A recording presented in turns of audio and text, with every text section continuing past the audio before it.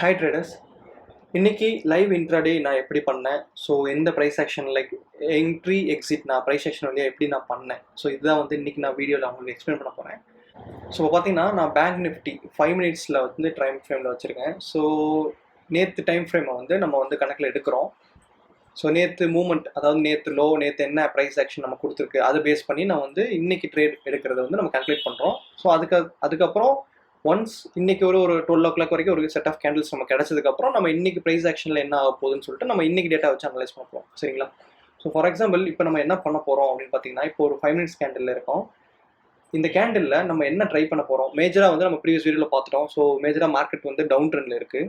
So நம்ம என்ன பண்ண போகிறோம், செல் பண்ண போகிறோம். எங்கே செல் பண்ண போகிறோம், ஹை ஸ்ட்ரக்சரில் தான் செல் பண்ண போகிறோம். சரிங்களா? ஸோ அப்படி நம்ம பார்க்கும்போது நமக்கு இந்த 6 செட் ஆஃப் கேண்டில்ஸ் வந்து ஸ்விங்காக கன்சிடர் ஆகாது. ஸோ இது வந்து நம்ம அக்கௌண்ட்டில் எடுத்துக்க முடியாது. நம்ம வந்து என்ன கன்சிடர் பண்ணுறோம், இந்த க்ரீன் கேண்டில் இருக்குது, இதுலேருந்து ஒரு ஸ்மால் ஷார்ட் புல் பேக் நடக்குது. ஸோ இதுதான் வந்து நம்ம வந்து கன்சிடர் பண்ண போகிறோம் ஒரு ஸ்விங்காக. ஸோ இந்த கேஸில் இருந்து நம்ம செல் ஸ்ட்ரக்சர் கண்டுபிடிக்கணும் அப்படின்னு பார்த்தீங்கன்னா, ஜஸ்ட் இப்படி ட்ராக் பண்ணிக்கோங்க. இந்த ஜோனை வந்து நேற்று பிரேக் அவுட் கொடுத்துச்சு. சரிங்களா? ஸோ இன்றைக்கி என்ன எக்ஸ்பெக்ட் ஆகிருக்கணும் அப்படின்னு பார்த்தீங்கன்னா, இப்போ இந்த ரெட் கேண்டில் பக்கத்தில் ஃப்ளாட் ஓப்பனிங் நடந்துருந்து இந்த இடத்துல வந்து இந்த ஜோனில் வந்து மறுபடியும் மார்க்கெட் ஒரு ரிஜெக்ஷன்ஸ் ஃபார்ம் பண்ணும்போது நம்ம என்ன எக்ஸ்பெக்ட் பண்ணலாம்னா, மார்க்கெட் இங்கேருந்து ரிவர்ஸ் ஆகிறதுக்கு வாய்ப்பு இருக்குன்னு சொல்லி எக்ஸ்பெக்ட் பண்ணுவோம்.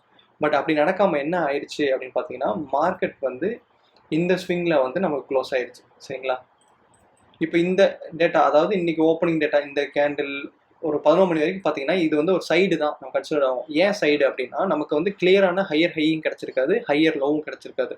ஸோ நம்ம வந்து இதை வந்து என்ன கன்சிடர் பண்ணுவோம், இது வந்து சைட்வேஸ் மார்க்கெட்டை கன்சிடர் பண்ணுவோம்.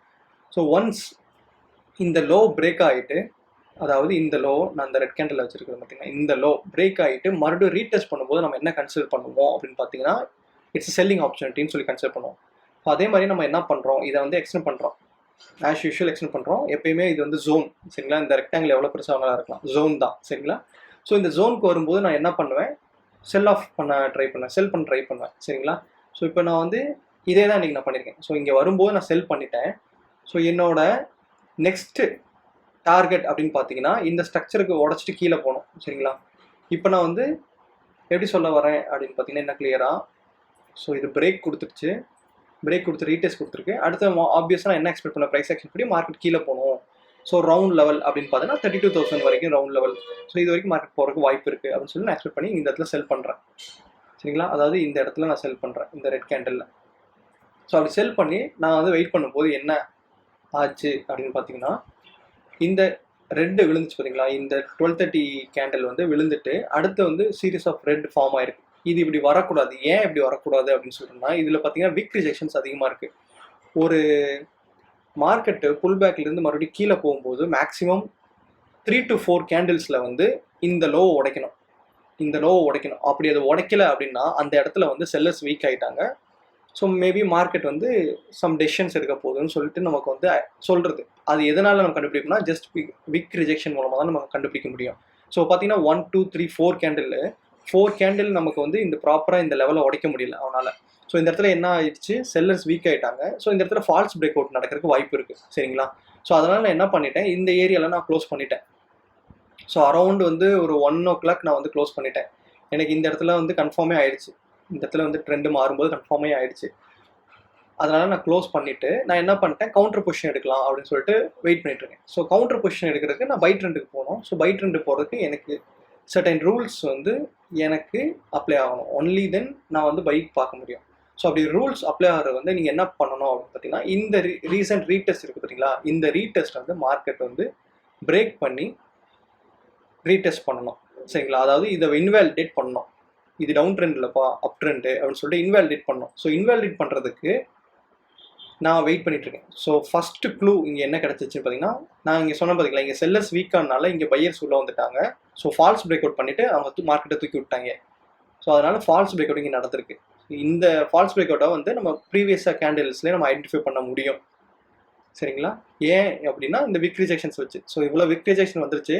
அப்போ கண்டிப்பாக வந்து என்ன பண்ணுவாங்க, தெரியாதவங்க செல் பண்ண ட்ரை பண்ணுவாங்க. ஸோ அவங்களோட ஸ்டாப்பை வந்து ஈஸியாக ஹிட் பண்ணிவிட்டு மார்க்கெட் வந்து மேலே போயிடும். ஸோ அதுதான் இந்த இடத்துல நடந்திருக்கு. இதுதான் வந்து ஆக்சுவல் ஃபால்ஸ் பிரேக் அவுட்டான ரீசன். ஃபால்ஸ் பிரேக் அவுட் கண்டுபிடிக்கிறதுக்கான வழியும் இதுதான். ஓகேவா? ஸோ இங்கே வந்து மார்க்கெட் வந்து மேலே ஏற்றிட்டு இவன் என்ன பண்ணிட்டான் அப்படின்னு பார்த்தீங்கன்னா, இந்த ஸ்ட்ரக்சர் லோ வயலேட் பண்ணணும். நமக்கு இந்த ஸ்ட்ரக்சர் லோ வயலேட் பண்ணால் மட்டும்தான் நம்மளால் வந்து பை ஆப்பர்ச்சுனிட்டி பண்ண முடியும். சரிங்களா? அதே மாதிரி இந்த ஸ்ட்ரக்சரலில் வந்து ஹையை வந்து வயலேட் பண்ணிவிட்டு அவன் என்ன பண்ணிக்கான், புல் பேக் வர ட்ரை பண்ணான். இப்போ என்னால் என்ன பண்ண முடியாது அப்படின்னா, டேரெக்டாக இந்த இடத்துல என்ட்ரி எடுக்க முடியாது. ஸோ அது வந்து ஃபால்ஸாகலாம் எனக்கு ரீடெஸ்ட் வந்தால் தான் என்ட்ரி எடுக்க முடியும். சரிங்களா? ஸோ அந்த கேஸில் நான் என்ன பண்ணுறேன் அப்படின்னு பார்த்தீங்கன்னா, இப்போது கரெக்டாக பார்த்தீங்கன்னா மார்க்கெட் வந்து நான் எப்பயுமே சொல்கிறது தான், ஜோன் தான். மார்க்கெட் வந்து கம்ப்ளீட்டாக வந்து ஜோனாக தான் ரியாக்ட் ஆகும். அது வந்து ஒரு லைன் இல்லை. ஸோ அப்படி பார்க்கும்போது மார்க்கெட் ஈஸியாக இங்கே கீழே புல் பேக் கொடுத்துட்டு நமக்கு வந்து பார்த்தீங்கன்னா இந்த கேண்டிலில் என்ட்ரி நம்ம மறுபடியும் எடுத்திருக்கேன். ஸோ இந்த கேண்டில்லேருந்து மறுபடியும் மார்க்கெட் வந்து செம புல்லிஷாக போயிடுச்சு. கரெக்டுங்களா? ஸோ இதுதான் இன்னைக்கான என்ட்ரி லெவல் அப்படின்னு பார்த்தீங்கன்னா இதுதான் நம்மளோட என்ட்ரி லெவல். ஸோ இங்கேருந்து நீங்கள் என்ன பண்ணியிருக்கணும் அப்படின்னு பார்த்தீங்கன்னா, இன்னொரு பை என்ட்ரி கவுண்டர் ட்ரெண்ட் எடுக்கணும். ஸோ ஃபியூச்சருக்கு எப்படி வரும்னா 194 பாயிண்ட்ஸ் வரும் ஸ்டாப் லாஸு. டார்கெட் வந்து 221, அதாவது 1:1 போனீங்கன்னா உங்களுக்கு நார்மலாக வந்து எவ்வளோ வரும் அப்படின்னு பார்த்தீங்கன்னா 194 ஸ்டாப்பு, 194 பாயிண்ட்ஸ் வந்து ப்ராஃபிட். சரிங்களா?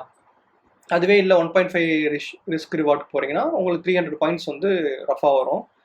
ஸோ அதுதான் இன்றைக்கி நீங்கள் படிச்சிருப்பீங்க. மீன்ஸ் இன்றைக்கி நீங்கள் பார்த்துருப்பீங்க எவ்வளோ தூரம் நான் ப்ராஃபிட் பண்ணியிருக்கேன்னு சொல்லிட்டு.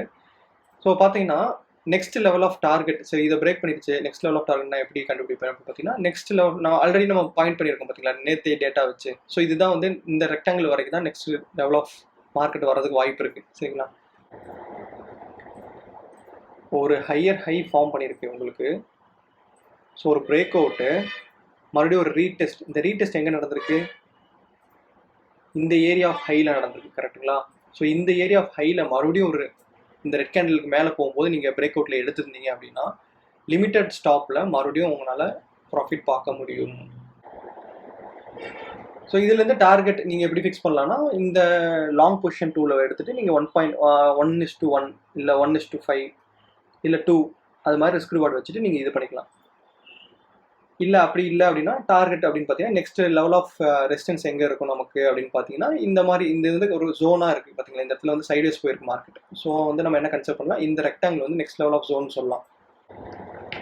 நீங்கள் வைக்கிற அதாவது ஸ்ட்ரக்சரை கரெக்டாக கண்டுபிடிச்சா மட்டும்தான் உங்களோட ஸ்டாப்பும் தாங்கும், உங்களோட டார்கெட்டும் ஈஸியாக ஹிட் பண்ண முடியும். ஸோ இப்படி தான் வந்து இன்னைக்கு ட்ரேட் நான் எடுத்தேன். ஸோ இதோட பொசிஷன்ஸ் நான் உங்களுக்கு காமிக்கிறேன் பாருங்கள்.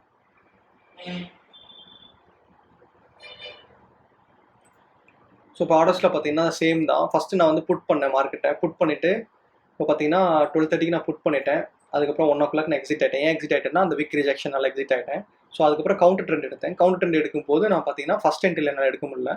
ஸோ நான் அதில் வந்து கரெக்டாக கால்குலேஷன் பண்ணதால நான் பாயிண்ட்ஸை மிஸ் பண்ணிட்டேன். ஸோ செகண்ட் என்ட்ரி அப்படின்னு பார்த்தீங்கன்னா செகண்ட் என்ட்ரி வந்து நான் 840 எடுத்தேன். 840 எடுத்துகிட்டு 920 க்ளோஸ் பண்ணிட்டேன். ஆனால் மார்க்கெட் பார்த்தீங்கன்னா எவ்வளோ தூரம் போச்சு அப்படின்னு பார்த்தீங்கன்னா அந்த ஆப்ஷன் சார்ட் உங்களுக்கு நான் இது பண்ணுறேன். ஸோ இதே தான் நான் 5 minutes வச்சுருக்கேன். ஸோ பார்த்தீங்கன்னா இதே ஸ்ட்ரக்சர் நீங்கள் எப்பயுமே வந்து ஆப்ஷன் சார்ட்டையும் பேங்க் நிஃப்டி சார்ட்டையும் கம்பேர் பண்ணி பாருங்கள். இதே ஸ்ட்ரக்சரில் தான் நான் என்ட்ரி எடுத்துறேன். சரிங்களா? இதுதான் 840. ஸோ இந்த இடத்துல பார்த்தீங்கன்னா நமக்கு வந்து என்ன கொடுத்துருக்கோம் அப்படின்னு பார்த்தீங்கன்னா ஒரு பிரேக் அண்ட் ரீடெஸ்ட் மாதிரி கொடுத்துருக்கோம்.